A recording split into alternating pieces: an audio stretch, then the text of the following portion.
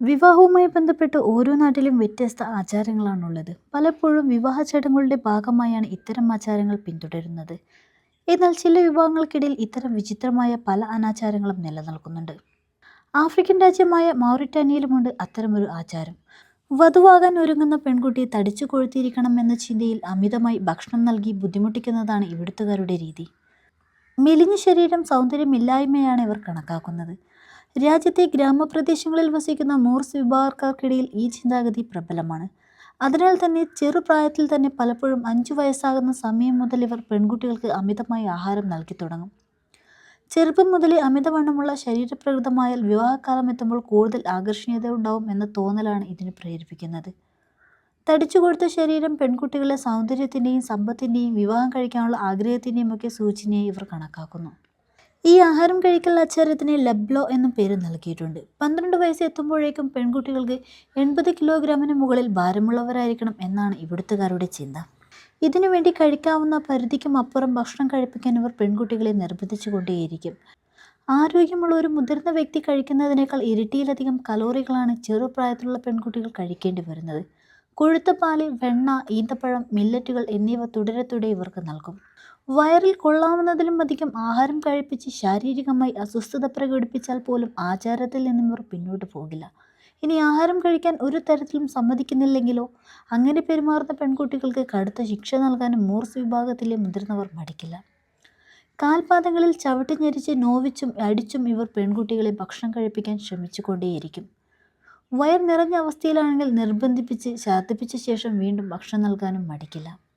വീടുകളിൽ വെച്ച് തന്നെ ഇടതടവില്ലാതെ ഭക്ഷണം കഴിക്കാൻ പെൺകുട്ടികൾ വിസമ്മതിച്ചാൽ അത്തരക്കാരെ മെരുക്കാൻ മാത്രമായി ഒരു പ്രത്യേക ക്യാമ്പുകളും മൗറിറ്റാനിയയിലെ പല പ്രദേശങ്ങളിലും നടത്തപ്പെടുന്നുണ്ട്. പെൺകുട്ടികളെ നിർബന്ധിച്ച് ഭക്ഷണം കഴിപ്പിക്കാൻ പ്രത്യേക വൈദഗ്ധ്യമുള്ള മുതിർന്ന സ്ത്രീകളാണ് ഇവ നടത്തുന്നത്. ശരീരഭാരം നഷ്ടപ്പെടുന്ന തരത്തിൽ ഒരു ജോലിയും ചെയ്യാൻ പെൺകുട്ടികൾക്ക് ഈ കാലയളവിൽ അനുവാദമുണ്ടായിരിക്കില്ല. കാലത്തിനൊത്ത മാറ്റം എന്ന നിലയിൽ ക്യാമ്പുകളിൽ അയക്കാതെ ഹോർമോണുകൾ കുത്തിവെച്ചും മരുന്നുകൾ നൽകിയും പെൺകുട്ടികൾക്ക് അമിതഭാരമുണ്ടാക്കാൻ ശ്രമിക്കുന്നവരും ഇന്നുണ്ട്. അമിതവണ്ണമുണ്ടെങ്കിൽ സാമ്പത്തികമായി മെച്ചപ്പെട്ട നിലയിലാണ് കുടുംബം എന്ന് സമൂഹം കരുതും എന്നതാണ് ഇങ്ങനെയൊരു ആചാരം പിന്തുടരാൻ ഇവർക്ക് പ്രേരണയാകുന്നത്. അതായത് അത്രയധികം ഭക്ഷണം നൽകാൻ കെൽപ്പുള്ള കുടുംബമായതുകൊണ്ടാണ് വധുവിന് അമിതവണ്ണമുള്ളതെന്നും അവർക്ക് മേനി പറയാം. അമിതവണ്ണത്തോട് താല്പര്യം കാണിക്കുന്നത് പോലെ തന്നെ മെലിഞ്ഞ ശരീരപ്രകൃതത്തോട് വെറുപ്പ് കാണിക്കാൻ ഇവർ മടിക്കാറില്ല. മെലിഞ്ഞുണങ്ങിയിരിക്കുന്നത് ദാരിദ്ര്യത്തിൻ്റെയും പട്ടിണിയുടെയും അടയാളമായാണ് ഇവർ കണക്കാക്കപ്പെടുന്നത്. കണക്കും കയ്യും ഇല്ലാതെയുള്ള ഭക്ഷണം കഴിപ്പിക്കൽ മൂലം ഹൃദ്രോഗം, ശ്വാസകോശ സംബന്ധമായ രോഗങ്ങൾ, ഷുഗർ, പ്രഷർ, സങ്കീർണതകൾ നിറഞ്ഞ ഗർഭകാലം തുടങ്ങിയ ജീവന് തന്നെ ആപത്തായേക്കാവുന്ന ആരോഗ്യ പ്രശ്നങ്ങളും ഉത്കണ്ഠ, വിഷാദം തുടങ്ങിയ മാനസിക പ്രശ്നങ്ങളുമൊക്കെ ചെറിയ പ്രായത്തിൽ തന്നെ ഇവിടുത്തെ പെൺകുട്ടികളിൽ പിടിമുറുക്കുന്നു. ഇതിനു പുറമെ ആരോഗ്യം, വിദ്യാഭ്യാസം തുടങ്ങിയവയ്ക്കുള്ള അവകാശങ്ങളും നിഷേധിക്കപ്പെടുന്നുമുണ്ട്.